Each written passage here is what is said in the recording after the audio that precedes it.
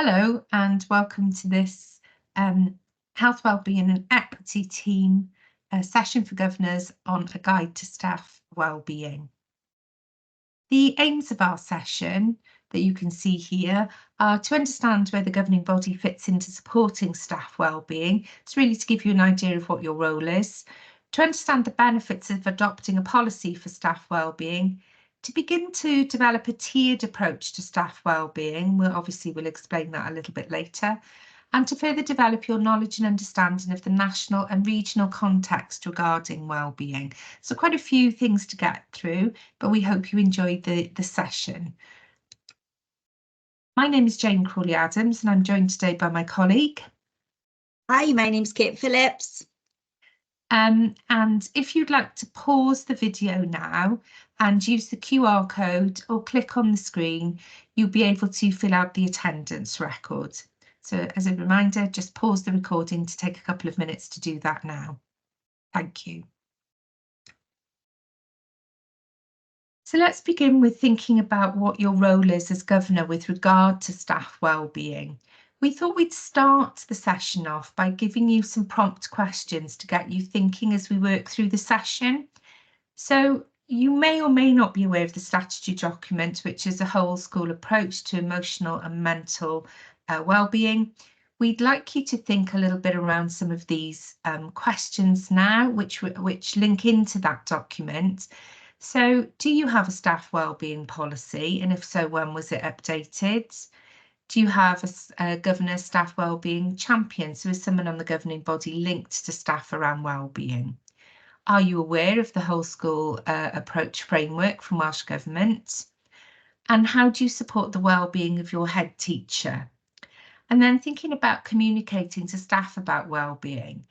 Do you have school displays that signpost for staff where they can access support if needed?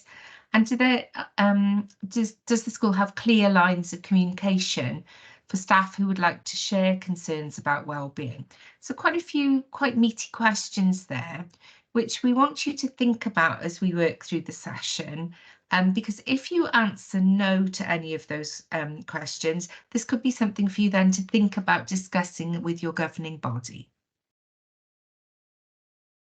We're going to move on to the first part of the session, and Kate is going to lead us through the why you need to be considering staff wellbeing. Okay, so we're going to start with the national mission. This is the basis for all of our work within our team. And we're going to look at objective 3. So the national mission is there to set up those high standards and aspirations for everybody in Wales, more particularly for us, our learners. Is to support the wellbeing of all, including teachers, support staff, learners, and they're funding schools and settings to extend and improve all of the provision they have, the targeted interventions, and also that specialist professional learning that they might need in that area. So within that objective 3, it's about a positive education experience for everybody, and it's about supporting their wellbeing, building their resilience, which of course is essential for improving those educational outcomes and life chances for our learners. On the back of that national mission, we have this lovely document. So Jane has already mentioned the framework for embedding a whole school approach to emotional and mental wellbeing. This is a statutory document that hopefully you'll be aware of. It's a whole school approach, and it's about embedding good wellbeing through teaching, as well as all other aspects of school life. So it's talking about that ethos that values inclusion, where everybody works together. It's about creating a supportive environment where young people are encouraged to fulfill their potential. And that's about their well-being as well as their academic success. And that's the key there for us, particularly in our team. We know that if our learners are not feeling the best, if they're not ready to learn, then we need to get them in that place. So this is where this supports us within schools and settings. We will work alongside as well our Healthy Schools practitioners to be able to support this, and it does incorporate other agencies such as CAMS, our educational psychologists, anybody really who comes into your school to support with the emotional and mental health of your learners. Within the document, there are sort of 4 key areas that we look at. So we obviously focus on our pupils, but we do also look at our staff, the professionals who engage with us, come into our schools and settings, our parents and carers, and then the wider community. So it seeks to support that good emotional and mental well-being and a positive culture environment where where children and young people have those positive relationships with all of those people who come into their settings. So it is about those relationships between teaching staff, the school scene leadership team and the wider team, and that's where what we're talking about today, really, that support for that staff wellbeing and how we can support that and how you can support that as governors with your parents and carers, with other professionals, and then that wider community as well. Within the document, it outlines 3 core values, and this is the basis really for the document and everything you do around the work as embedding that whole school approach. So they ask these questions around these 3 areas. The 3 areas are belonging, efficacy, and voice. So when we look at belonging, we're asking really, do we feel safe? Do we feel valued within our school and setting? Do we have respect for everybody, and are we treated with respect? Are we connected and supported while we're in school? And as you can see, these questions can be aligned for our learners, they can be aligned for our parents and carers, but particularly for us, they can be aligned for our staff and our colleagues that we're working with, and for the staff that you might be supporting. Within efficacy, we're looking at, are we making space for those conversations? Are we giving and receiving constructive feedback? Are we acting on the views of others to help us be our best? And that's really about having those strong relationships, but also having those key lines of communications, using surveys, asking questions, checking in, but more importantly, making sure that you use that information and you do something with it. Within that voice bit then is that having that time to listen to the young people in my care and also to our colleagues and to the staff that we're supporting, and then advocate for them when needed. Within the framework, there is this process that we use within schools and settings to be able to really evaluate what we're doing. And we would do that when we sort of prepare in our step 1. So we're going to first of all talk about the importance of emotional and mental health, which is what we're doing today. We're going to talk to you as governors, we're going to talk to families, parents, carers, we're going to make sure we talk to pupils, and we're going to explain the importance of having that good mental health and why it's key for us to be successful. Then in step 2, we look at that scoping stage. So this is where that bit comes in those core values, when we're talking about finding out how other people feel, what are the things that they are struggling with, what are the things they need, how we can support them best. We do that through surveys and questionnaires. Things like, so you'll have heard of these for your learners, things like Shern, hopefully, Happen, Pass, family questionnaires, learner questionnaires, where they'll be able to give us feedback. And then with staff, we're going to do the same thing. And hopefully as we go through the session, we'll give you some links to some surveys and questionnaires that you can use or that they might be using in school with staff so that they can hear their opinions and their feelings on things as well. Within that scoping stage, then once we have all of that information, we're then going to look at creating an action plan.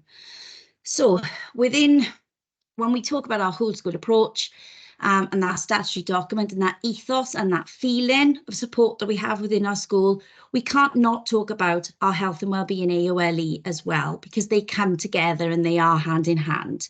So within this action plan, we would be looking at that as well, how we can do that with learners, but also how that supports our staff wellbeing, because when we're talking to our learners about how our brain works, how we regulate themselves, that's true for us as well, and also for staff. And we need to know how to regulate ourselves, how to look after ourselves in those situations, and how to make sure we have those strategies to keep regulated. So we will look at professional learning, connecting with all partners that might be able to help us. Within this presentation, we will signpost you to the likes of Education Support, the Anna Freud website, where there are lots of professional partners who have lots of information and documents that might be able to support you in this particular area of staff wellbeing. Then we would implement the change. We would try it out, see if it works. So for instance, when it comes to the emotional and mental health and understanding the brain, you might like to access the Mind resources and the Mind website. There's lots of information about how we support that emotional and mental health within schools. and then we'd evaluate. So it's all about that system and process, carefully planned, sharing the information, trying it out, and then evaluating it. And we do this for all of the areas of that whole school approach. The why for us as well, obviously because we have that document that links to our national mission, but also because we have listened to the teachers and we have listened to staff within our schools and settings. Education support do surveys with staff within schools, and they feed that information back into all the information that we use. So, for instance, some of these statistics can be a little bit shocking. 78% of our teachers have described themselves as stressed. In 2023, 55% of staff say that their organisation's culture has a negative effect on their well-being, and 89% of staff have experienced symptoms of poor mental health due to their work. Now, I've popped a little link in there as well to the website. Obviously, this is a recording, so those links might not work straight away for you, but we can make sure you have that as an add-on when you do the video training and the professional learning. So you can have a little look for yourself at some of those statistics. But I think the key, sorry, just before we move on from that, sorry, I didn't mean to interrupt you, but I think for governors watching, those statistics will be quite hard hitting, but it also should provoke the questions of what's that percentage like for staff in our school? yeah. Do we know? And if we don't know, how can we find out? And it'll be interesting in governing body sessions to see if staff wellbeing is being discussed on a regular basis. Sorry to interrupt you because you're that's fine. No, that, I mean, that's no problem at all. If I miss something out, jump in. But definitely, so those statistics are, they are whole whales.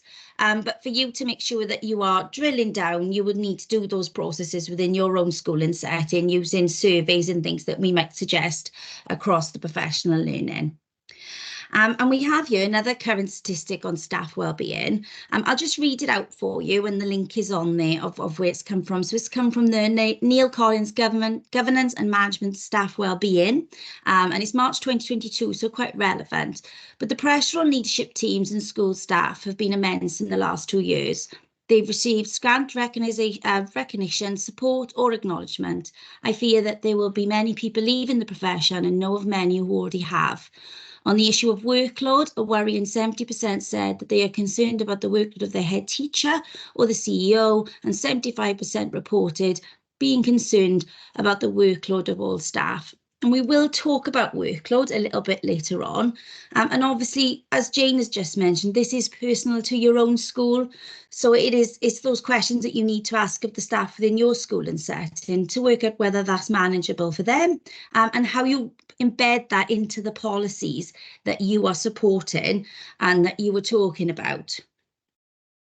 Kate, I think it might be pertinent here to talk a little bit about the impact of COVID, which some people think has sort of gone away now. We've done COVID, but I'm not sure that that's relevant in school, because I think staff are still dealing with the consequences of COVID for themselves through changes in work practice, changes in curriculum, changes in exam practice, that sort of thing, but also in changes with the learners. And we know from talking to schools ourselves that they have seen a significant change in some learner behaviours, particularly in early years, where children are not perhaps as progressed along social skills as they were before, and behaviour changes that we've seen. So I think thinking about that with relevance to your school and the impact that has on staff is quite important.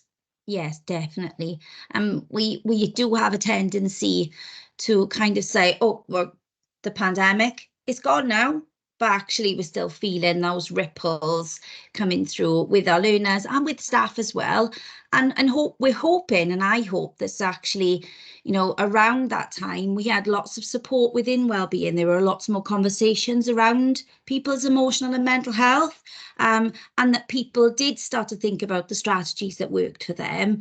But I think sometimes we do need to be reminding staff of that and supporting them and making sure that, all of that information is there for them. And if they do need that up-to-date professional learning around looking after themselves, that's important, because there is a key thing here that we can do so much to support people's emotional and mental health, but sometimes they have to have the education themselves as well and the strategies to be able to support themselves. So there's that two levels really. We have to give them that professional learning and the time that they need to be able to do their work and be the best they can be, as we would say to the learners.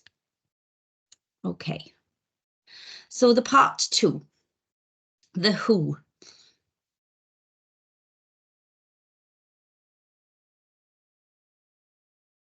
So, as Kate said when she showed you this slide earlier, this is a focus on wellbeing for everyone from the whole school approach, but we are looking specifically at staff. We're going back to that little gold circle there.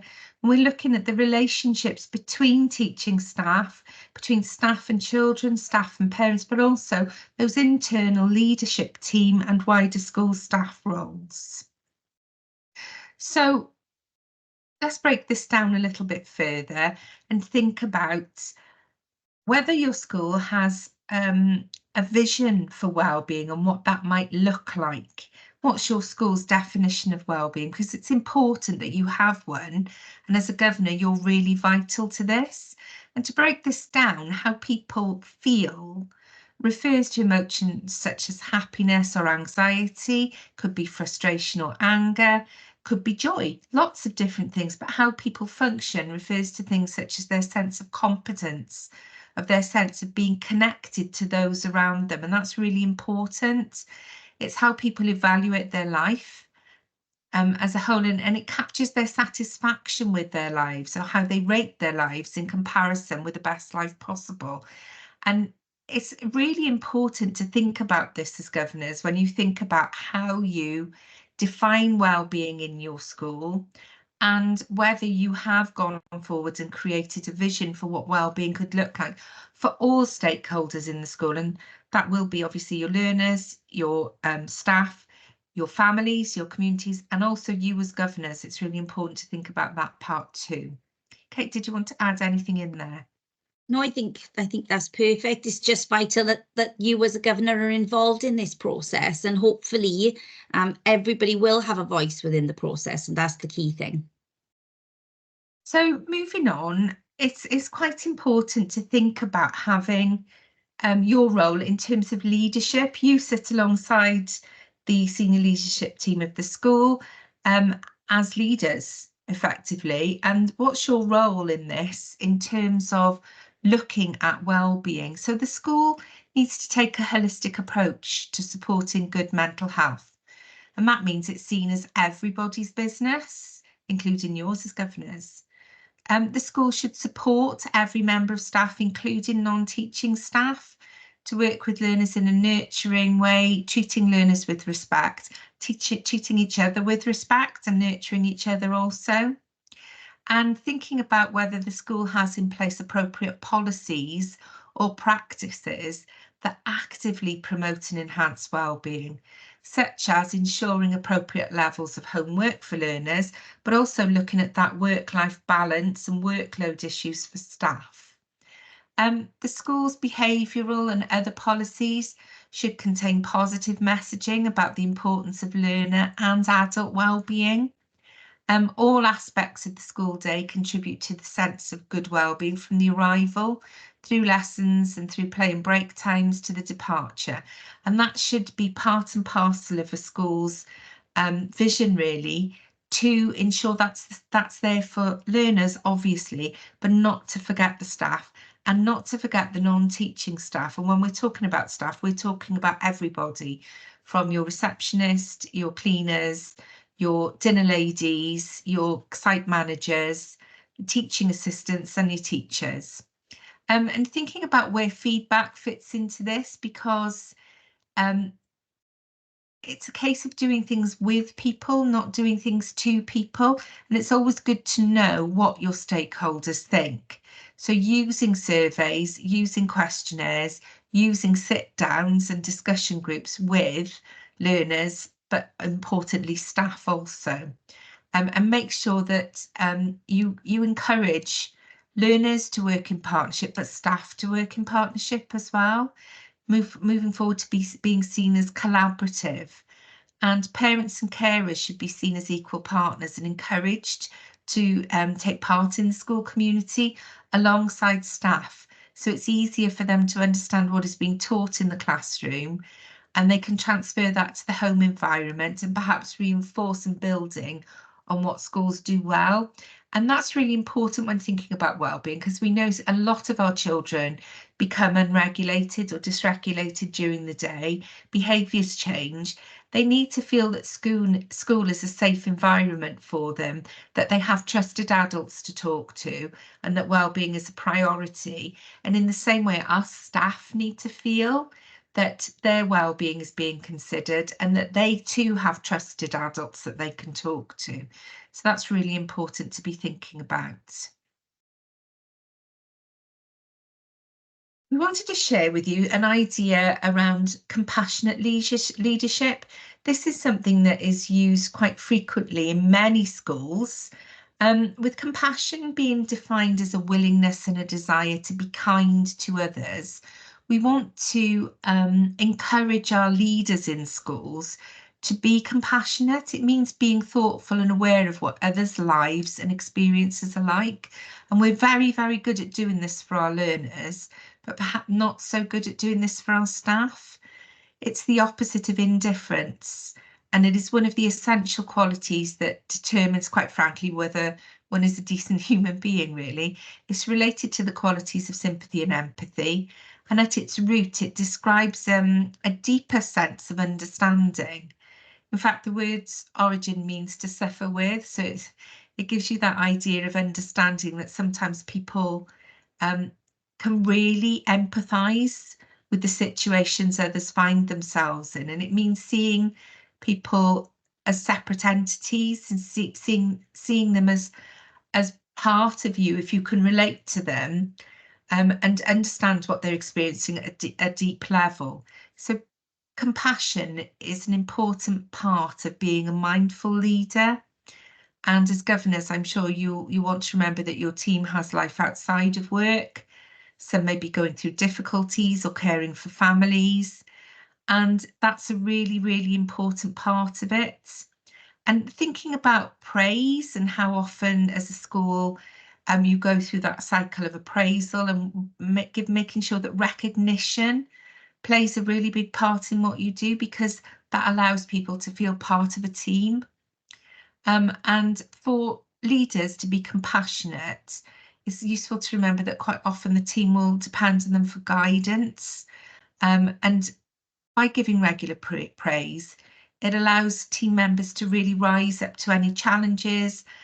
You can plan for a well-rounded team and praise people publicly and regularly. The idea is to celebrate the people that you work with, and I think that's a really important part of it. And compassionate leadership really does mean noticing the little details in someone's life, and working alongside them to be positive, and focus on improvement for all, but also on self-improvement. So if you want to think about how to become a good leader, if you're encouraging middle leaders or senior leaders in the school, you need to think about how they learn from the best and think about the models that as governors you provide for them as well. And thinking about how you can take good care and listen effectively. Listening is one of those really important parts of being an effective and compassionate leader. And we want to encourage our head teachers and senior leaders to be effective listeners, but also to let them sort of really focus on how they lead positive change in their schools. And you do that by listening to others. It's that idea of setting the tone and changing the culture of your school to make sure that well-being is at the heart of it. And asking the leaders in your school to really lead by example. So I've talked through lots of things there around compassionate leadership. If that resonates with you, that's really positive, and you're comfortable with some of those traits being seen in the leadership team in your school. If you have any questions around it, though, it might be useful to think about how compassionate are the leaders in the school. Are they seeing their staff willing to follow and willing to collaborate? Or are there sometimes elements where barriers are in place, and what those barriers might be? And ensuring that staff wellbeing is at the heart of having compassionate leadership is really important and really crucial. So then we come on to thinking part of how governors can support senior leaders to be compassionate. And it's really important that they understand that professional learning is really important, particularly around the whole school approach. And we would encourage schools to really embrace some of the work that's happening with the health promoting schools officers. Formerly, they were the healthy schools officers, but their team are really working hard with the whole school approach. And we would recommend any professional learning really take that up, because that's really on offer from them. But also we offer support for schools around that too. So it's knowing what support is available. Kate's mentioned education support, but there are lots of other ways we can look at support as well. Understand what the provision the school offers to staff. What does the school currently do to support the wellbeing of staff? And for governors, for you to be approachable and visible, for staff to build relationships with you, to work alongside them, to give praise and recognise staff performance when it's really strong, and respect diversity and promote equality, because that idea of inclusion is really, really central to the whole school approach, but also for staff within a school. So we're going to move on to the what. Kate's going to take you through this little section. Okay, so within this section, we're going to talk about the what, and what we need to do really to understand the basis around the conversations we're having around emotional and mental health. So as Jane has explained, you know, we talk about leadership, and there has to be, you know, we have to see those examples within the leadership system, and we have to see those between everybody within our school system. And it is about everybody. So it is, you know, it's our teachers, it's our TAs, it's our dinner people, it's our school caretakers, it's everybody within that. But we also have to have that really, you know, good understanding about emotional and mental health ourselves and for ourselves. So what is mental health? And that's probably a really important question for us to ask, because mental health is about how we think, how we feel, and how we act. And it is as important as our physical health. So when we have conversations about, oh, actually, I've got a cold, or I feel unwell, but if your mental health isn't right as well, it is valid that you are, you know, that is your health, mental and physical, and we need to be looking after both. So we need to take care of it. But mental health can be on a spectrum, and I think that's the key thing. We're all affected by things on a day-to-day basis. We talk about that, you know, when we talk about how we regulate our pupils and how we regulate ourselves, we have to think about that. So it's on that spectrum, and it can range from good to poor, depending on the experiences of those people. Jane has already said we need to be thinking of our staff, you know, as they are, as people. They all have lives, they have families, they might have caring responsibilities, all of those things that might be going on alongside their job that they do on a day-to-day basis. So with good mental health, you know, we're great. We can think positively, we can feel confident, we can act calmly in situations, we're able to go about our day and do all of the things that we need to do. But sometimes if we have poor mental health, we might find that the way that we're thinking or feeling or acting becomes difficult to cope with. You know, we all know that actually when your mental health isn't where it should be, you actually feel physically unwell. And that's the key to knowing and understanding that about the people who work within your schools and settings. And as you know, you as governors understanding that too. We might not enjoy the things we used to like, might feel quite sad, might feel quite angry for longer than usual, and we might feel that we can't control how we feel and behave. And that's the link there, isn't it, as well, between that, you know, having those difficulties with our emotions and with our mental health, and then how we might feel or behave in certain situations. And when you add that to already sometimes stressful situations, or situations where you need to be 100%, you know, that's where we can see those things sometimes. So it's important that we're aware of that. So people increasingly talk about mental health and mental illness being interchangeable things. And that's something we will talk about because, we're talking about staff well-being, but we're also talking about, sometimes some of our members of staff might have, a mental illness that they might be supported with. And that's the thing, because they can move in a spectrum. So on the screen, there is what we call our sort of spectrum of health and mental health. And we can all sit in a different place in there at any time. So we can have good mental health, we can have poor mental health, or we can be somewhere in between. It depends on the situation that we're in. It depends on what's going on with our daily lives. But with mental illnesses, they are like health conditions. So it involves that changing of our thinking, our emotions, and our behaviours. So we have to look at that really, that somebody actually who has a mental illness can be doing really well. They can be taking their medication. They can be using the strategies that they have learned, and they can have really good positive mental well-being and be fine. But actually, somebody who hasn't got a mental illness could be, not using those strategies, feeling very stressed, very vulnerable, very overwhelmed, and actually their mental health is deteriorating. So it's about where we put ourselves in that spectrum and how we talk about it. And that's the key. It's about having conversations around it as well.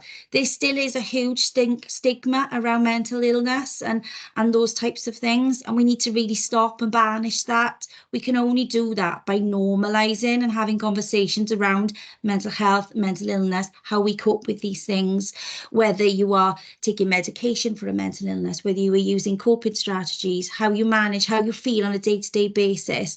And it's about normalizing and offering practical support for all employees. So making sure that if we do have somebody who has a mental illness, that we're giving them the support they need, giving them the opportunity to have conversations around that, and making sure that we have that provision really for support for them. And we'll talk later about having a tiered approach to staff wellbeing. And it's a tiered approach really to supporting emotional and mental health within your schools.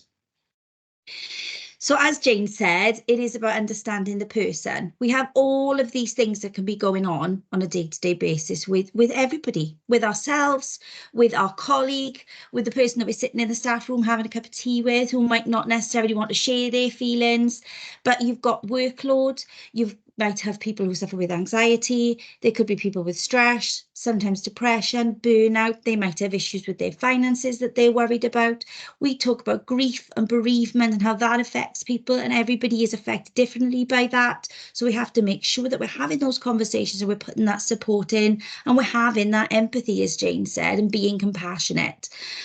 So all of these things might be going on. And also there is something that we do need to talk about. Actually, sometimes as teachers, we are the worst at looking after ourselves. Self-care can sometimes be put on the back burner because we've got 30 little ones that we need to look after. So actually, I'm going to just carry on and do this. And that carry on and do attitude, it's lovely, but actually you do need to look after yourself as well. So that's something you as a governor can do to your staff. Encourage them. You need to look after yourself as well. Do you need to be doing that now? Could we do that at a different time? Make sure that you're taking time for yourself as well and putting that positive spin in. And actually, it's okay to practice self-care. It's important, because if we don't, we will burn out and we won't be there for our 30 little ones who are looking for us on a Monday morning, because we won't be well and our physical health might suffer. So actually, it's really important that we put that self-care in. So it's that all round. When we talk about sort of fitting your life mask, your air mask first, it's a priority. Understanding the impact of workload. So when we're looking at the teacher index and we're looking at the statistics from education support, 70% of teachers and education staff said that workload was the main reason for them thinking about leaving their jobs. And this is where those surveys, conversations, feedback and information within your school and setting are really important. It's about having those conversations and finding out this information so that you can make sure that you can put that into your policies and practices so that you can support staff wellbeing. And everybody will have a different opinion. Everybody will have a different way of working. So it's about trying to find that sort of best fit approach for everybody within your school and setting. So that excessive workload and that lack of work-life balance does remain that hot topic when it comes to teaching. You know, we talk about marking, taking that time to do extracurricular activities and how many we do with across a week. You know, looking at marking, how much marking we do, meeting times, planning, prep, photocopying, making sure you're having enough time to do your leadership responsibilities and do your teaching responsibility, actually taking your break. If we have conversations sometimes with teachers, they won't sit down and actually eat their dinner, their lunch, they'll be eating on the go, they'll be trying to do two things at once. And that's something that we need to talk about. We do actually talk about a lot when we're talking about staff wellbeing, which we haven't actually mentioned within this presentation, but the environment in which your staff take their breaks or they do their PPA time. Loads of our schools have looked at their staff rooms and they've looked at the things that their staff might need. They've asked them, you know, how would you like your environment to look? Is it calming? Is it that neutral space where they can sort of sit and have 5 minutes to breathe? So that's something to think about as well, about making sure they have that space to be able to do that. Some of the side effects that we might see and you might see within your staff, you know, are things like within their health, exhaustion, anxiety. We all know the sickness in the holidays. You've done that 7 weeks, you've got to the end, and then you're not very well for 4 days with an horrendous cold because you've pushed your immune system to the brink. Those absences from work, where actually we know that it's that build-up of burnout and stress within that member of staff that causes them to then feel physically unwell. Loss of voice. Those of you who work in education, we can sometimes be quite used to that lost voice because of all of the talking that we do. Panic attacks, because if you are feeling unregulated, your brain goes into that fight, flight, freeze response. No time to exercise. Lack of sleep, not sleeping very well. You could become quite short-tempered because you're not regulated where you need to be. A loss of confidence, a poor quality of life. And I think one of the biggest things as well is that joy. You kind of lose that joy, the joy from why we got into the job of teaching. And that's why we need to keep an eye out for those things. So how can we support that? I've mentioned a few things, but looking at, you know, how we're reporting to parents, putting that within the policies, you know, is it sustainable? Are we, you know, meeting the legal requirements, but also is it enough information for our parents and carers, but isn't overly onerous on our staff?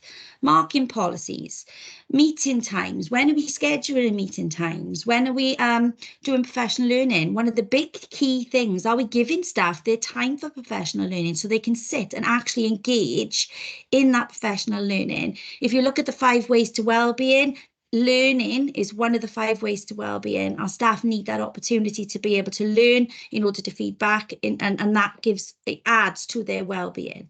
Ensuring they have that planning and prep time, and that they're able to do it in an environment, as I said, that is comfortable for them and suitable. Leadership and management time. If they are taking on that extra responsibility, are they having the time that they need to be able to do their tasks? Break times, lunch times, are they taking them? Are they having them? Are they able to have them?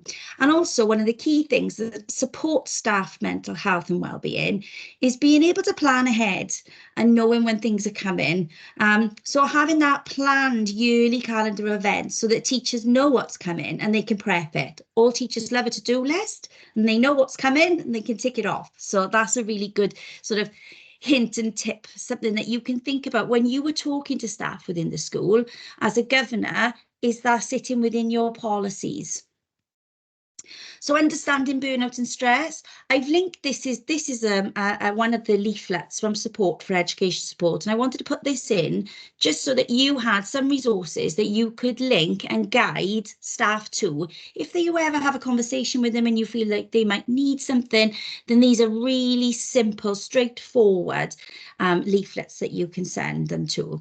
So recognizing that burnout and stress, we've talked a little bit about it, that exhaustion, both emotional, physical exhaustion, you know, we could see the frustration, irritability, mood swings, not being able to concentrate, all of those things, particularly, you know, when you're looking at your staff, the staff who usually are really, really enthusiastic, they might not be as enthusiastic, they might be quite frustrated with the situation. That's key for you to say, actually, do we need to stop? Are you okay? You know, is there something we can help with?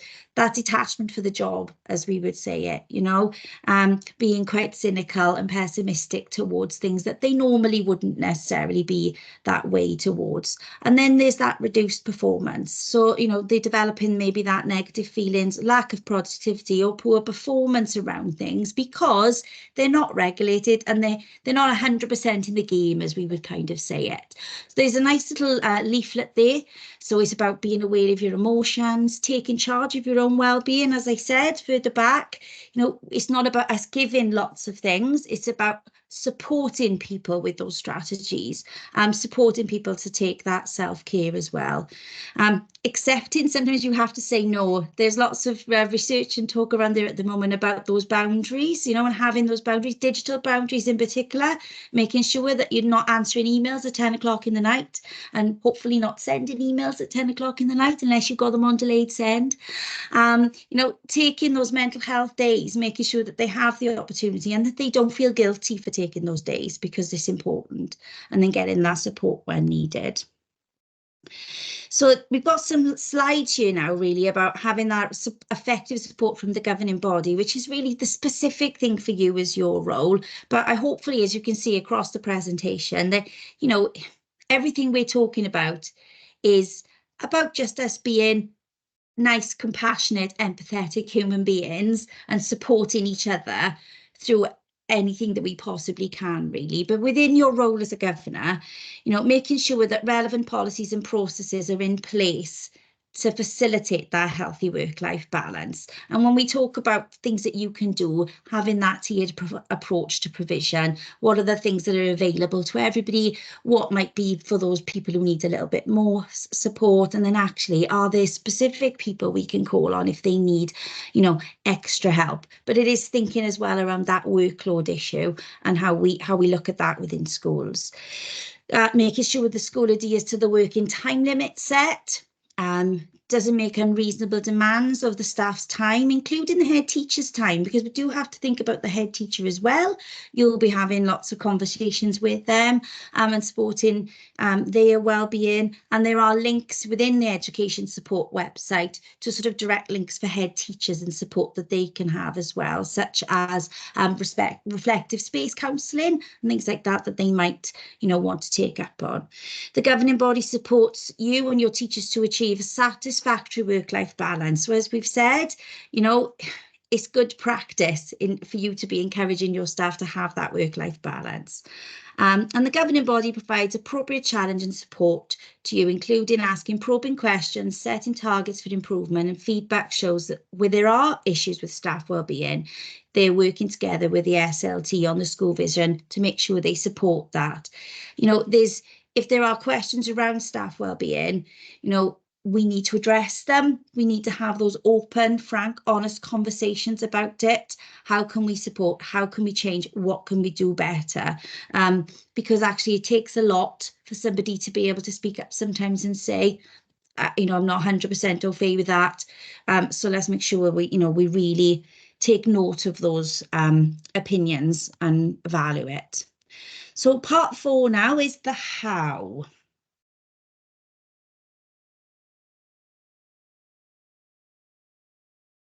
So as Kate has gone through and shown you many of the things that you can use and work on, we're talking now about how do we support?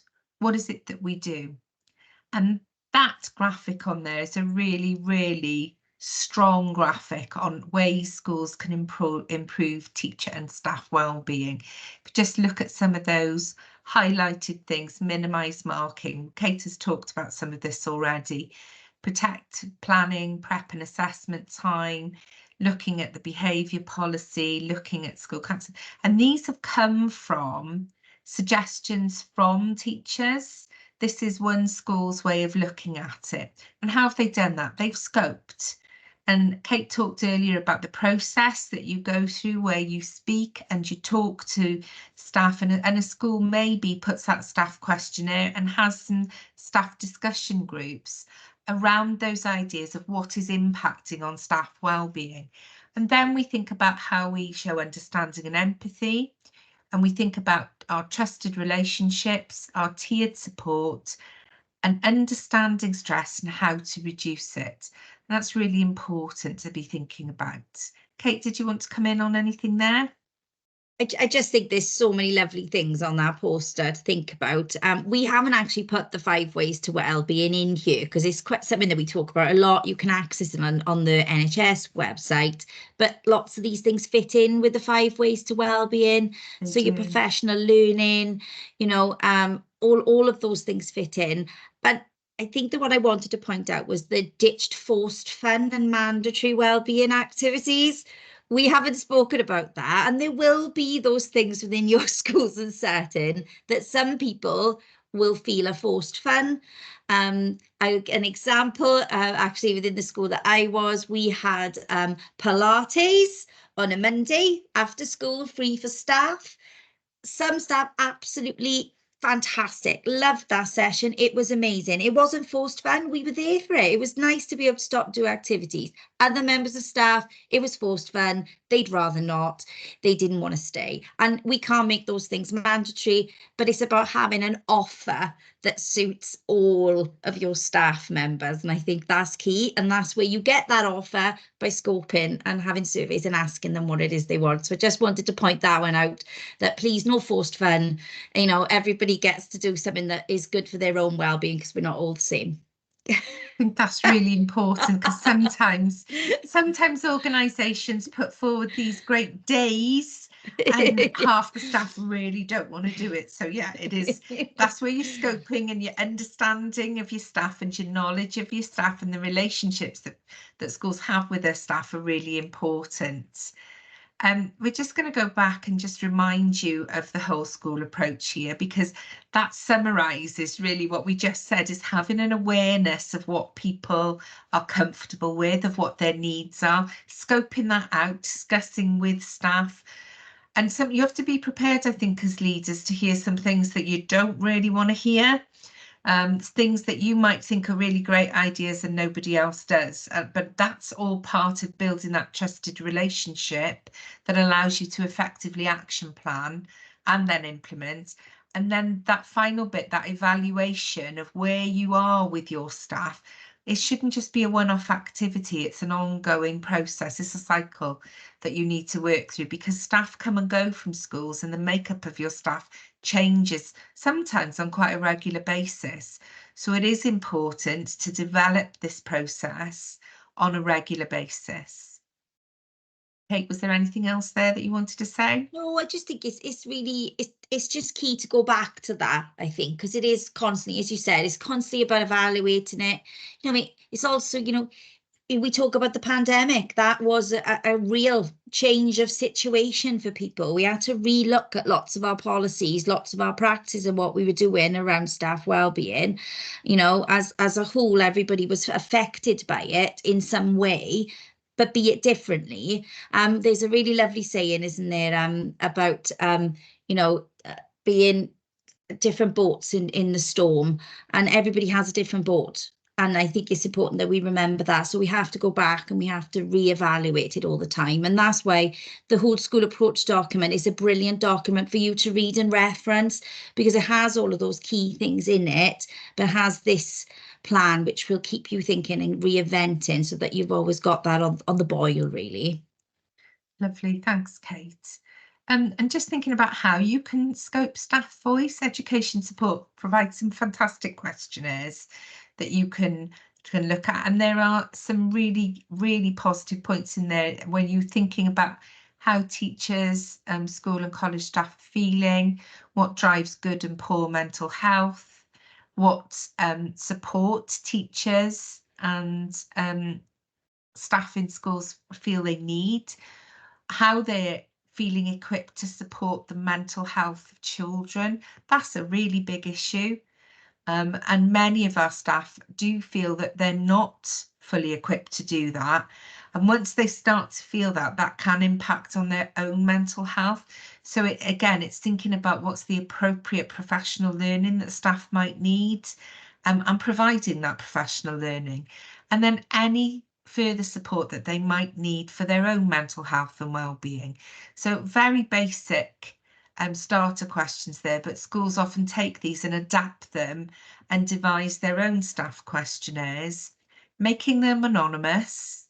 And truly making them anonymous will allow for a really honest discussion to come out of it.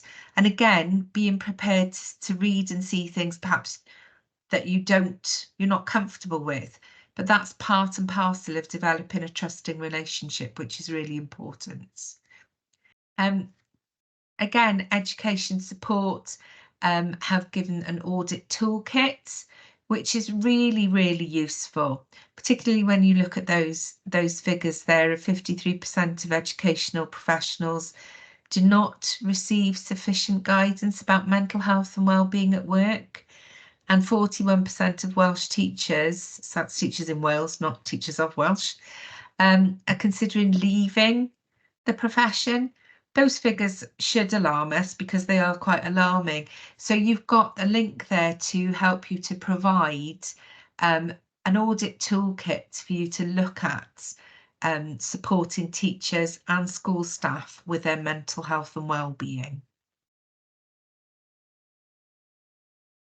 Kate, do you want to come in on this one as well? Yeah, so I know I've mentioned it a couple of times, only a couple, but having that tiered approach to support is important. The universal support are all of the things that you're going to be doing. It's that compassionate leadership, it's your environments, it's making sure that you have your vision and everybody's aware of it. It's making sure that everybody takes note of the whole school approach document and are utilising it in what they're doing. So it's that staff wellbeing policy.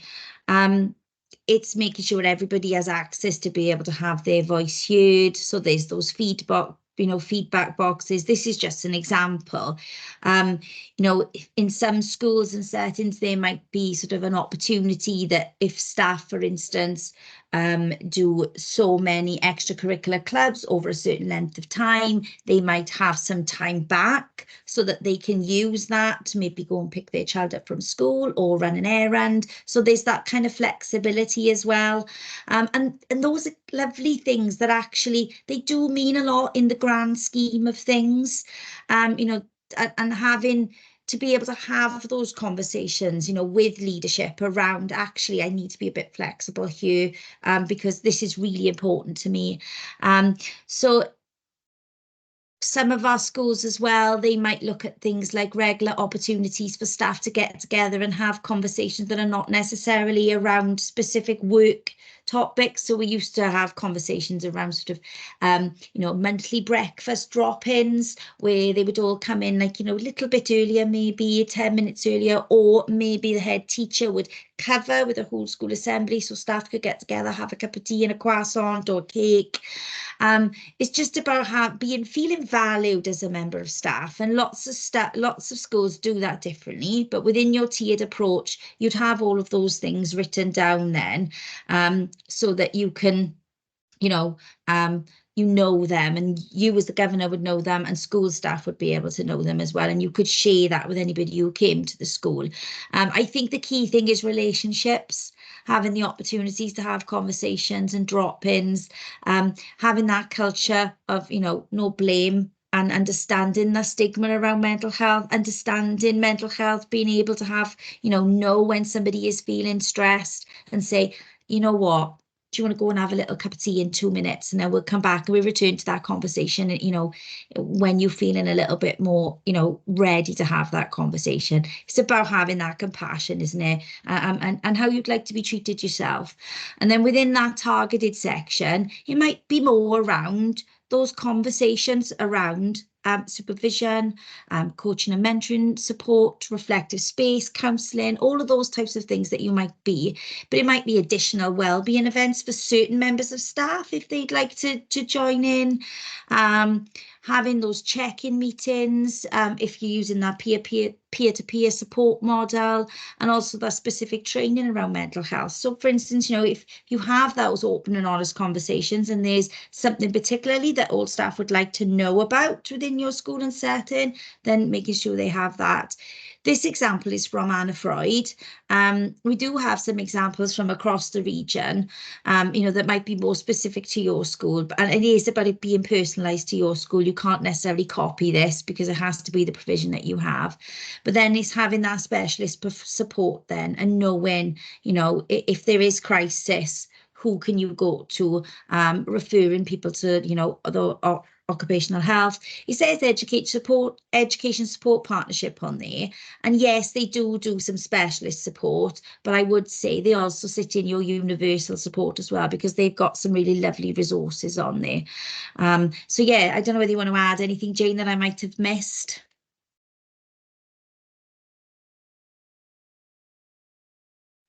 Sorry, I didn't unmute myself then. I think quite a few schools concentrate sometimes on jumping in at targeted and specialist without really thinking about what their universal offer is.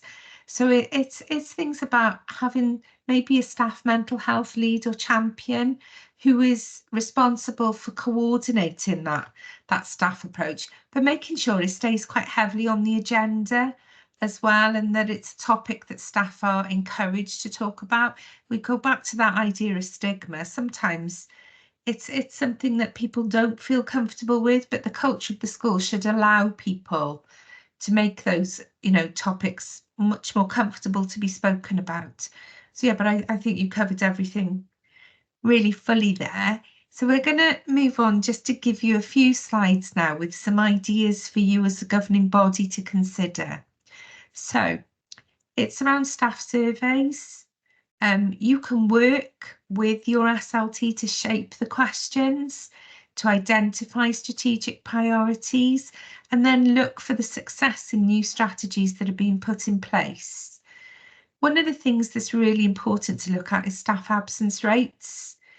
If people are happy in their jobs, then far more likely to stay there and be present. And it's what are staff being, off school for? And if it's anxiety and stress and burnout, there's something that isn't quite right in the culture of your school that you maybe need to have some discussions around. And what does your school's HR do? If you've got fewer people off sick, you can reduce the amount of HR money spent in your school and using supply staff and things. So it is worthwhile investing in staff well-being financially as well as anything else, but obviously for the well-being of your staff. What the turnover records, and what in exit interviews, does your school conduct exit interviews? Many don't.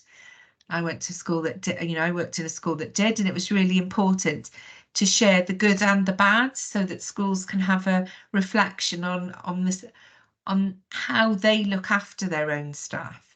And then also thinking about conversations with staff. For example, the head may share with governors that they spoke to 5 members of staff who all said they'd seen a huge reduction in workload since you introduced a particular initiative. 5 staff is great, but what about all the staff, and how can we find out about them? So it's starting to get involved and ask questions around well-being, I think. One of the things that governing bodies can do as well is to apply a well-being lens to everything, including policies. So it's not something to look at in isolation, if that makes sense. The whole school approach is about the everyday ups and downs of school life and what mental health and emotional health looks like for all of your stakeholders. So you could ask questions like, have we got a flexible working policy? Many schools do, but how flexible is it? Secondary schools are a little bit tied by timetable constraints with regard to that, but how flexible is your working policy?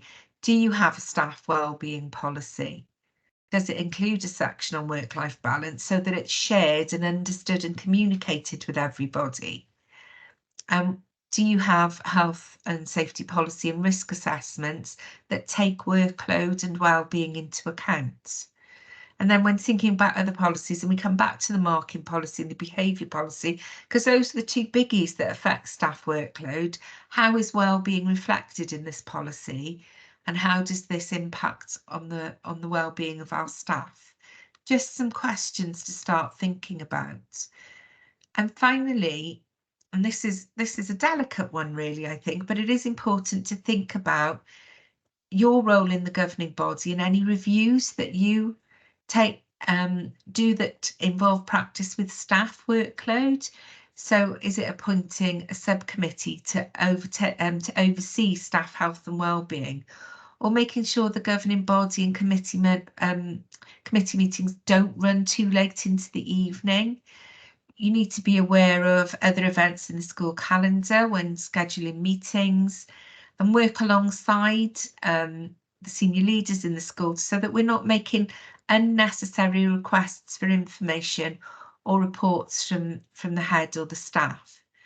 We should obviously go into schools on quite a regular basis, but to do that sensitively.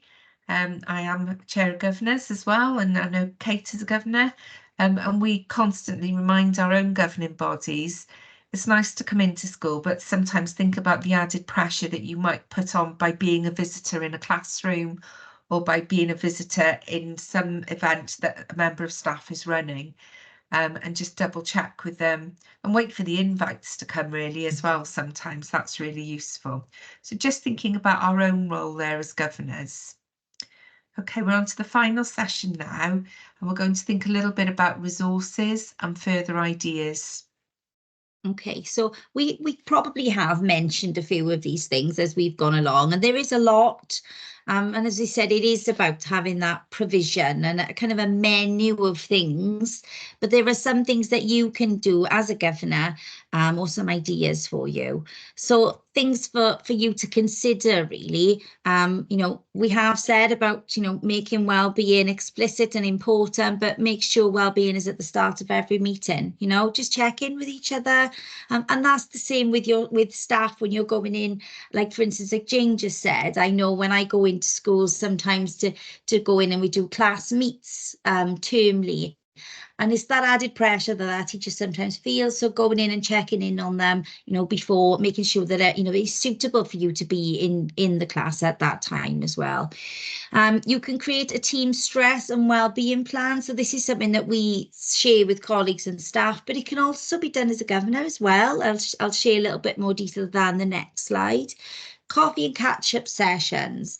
I think as well as a governor, when you become more familiar to the staff within the school, it's about building those relationships, isn't it? Putting them at ease, they know you, and they feel comfortable in your presence then, and you can have those conversations with staff. So having that opportunity, we did a lovely, actually, sort of meet the governors session in my children's school in September, where we all came together in the hall and we had tea and we had cake, and there was lots of new members of staff, so we all went round. We said, it was a bit like speed dating, but it was fab because we all got to know each other and it was about building relationships. But yeah, with somebody in your teams for weekly check-ins, having conversations with your head teacher, talking about staff within school and how they are, and maybe actually, there's a member of staff that, hasn't got a great relationship maybe with SLT or leadership, but actually you could be that buffer or that buddy for them just to check in, see if they're okay. Sometimes they don't want to have those conversations. They might not feel comfortable, but they might if they've built that relationship with you. And then using the guide below, asking how can you help, if there's anything that you can do. The thing, the lovely thing about governors is that you have this massive breadth of knowledge that you bring from all of your roles and responsibilities, and it's nice bringing that into the school and sharing it with staff. If it's woodwork or it's gardening, get in there, support what they're doing, and it's about positive praise, isn't it? They get to showcase what they're doing, you get to help, and you get to build those relationships. So show interest and respect. Asking about their support network as well. It is important sometimes to know, whether they do have somebody to talk to, what's going on, and raising that awareness of mental health. So they're just some of the key things really for you to think about. This is the little activity around you could do with your teams, because I know probably as a governor, you probably sit in an area of importance, or maybe specifically in one of the AOLEs. I suppose you can guess I sit in the health and wellbeing AOLE within the governing body in my school, or anything that's linked to that. So just like, when you're having a meeting, little quick activity, we're talking about stress, what we look like when we're stressed, what we look like when we're not stressed, things you do to make yourself feel better, how we can support each other. If I'm getting stressed at work, what are the signs that they might not notice? We used to have these conversations when I was in work with some of my colleagues, so they would say, when I start to get stressed, I get a little bit like, bit quick in the answers, a little bit snappy, as they would say, and they'd be like, oh, need 2 minutes now and a breather, because stress affects us differently. We become unregulated. If my team members notice I'm getting stressed, what some of the things they could do to support me? So they're just simple questions, really, just so that you know a little bit more about each other. We always start our in-person or sort of live virtual events with check-ins, and we say, how are you feeling today on the scale of 1 to 5? On this, are you feeling like sunshine, or are you really foggy and rainy today? And how are you going to make yourself feel better? What's one thing you're going to do today that's for your mental health? Are you going to go for a walk with the dogs? Are you going to cut with a book and have a cup of tea or a big slice of cake? Or are you going to go for a run? Or are you going to get in the fresh air? All of those different things help and support our well-being, and it's nice to know those things about the people that you work with. So that's a nice little activity to do. We've also dropped in this guide from the Education Workforce Council. There's lots of information in here as well. Now, because we have talked about it, it's about self-care for us, and it's about self-care for staff and colleagues as well.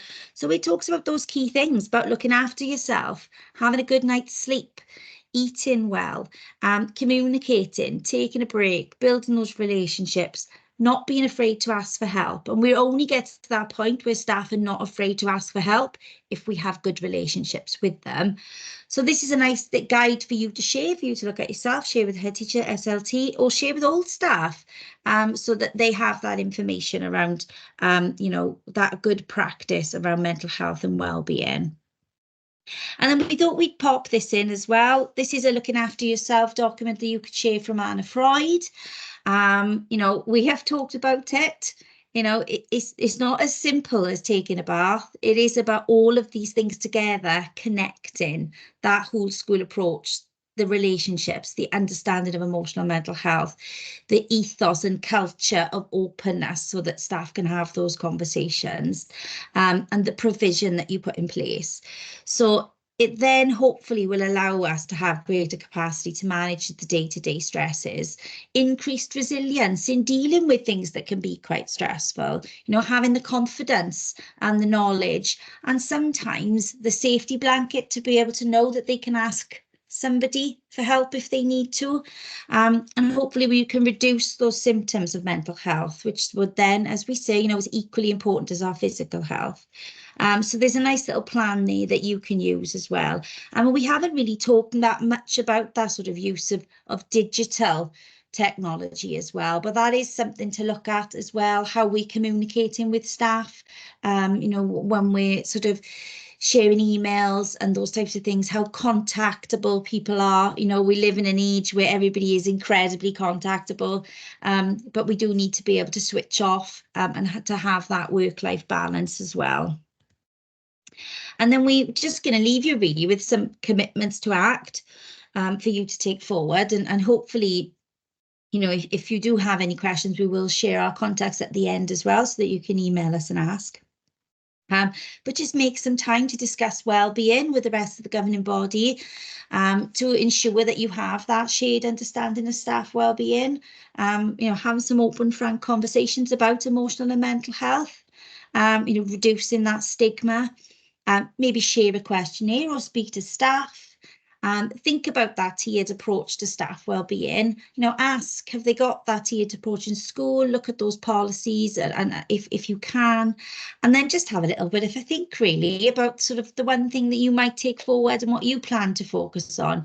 Be it that you're just going to make sure that you check in, when you're in school, and check in with the staff that you encounter. So we've left you with those. And we've also left you with our contact details. So there are emails here. So we've got Jane's at the top and mine there, Kate at the bottom, if you do have any questions. And I don't know whether there's anything you want to add, Jane? No, just hopefully feel free to contact us if you have any further questions. Thank you for taking the time to watch this. And hopefully we'll see you at another Governor's event soon. Thank you very much. Thank you. Bye.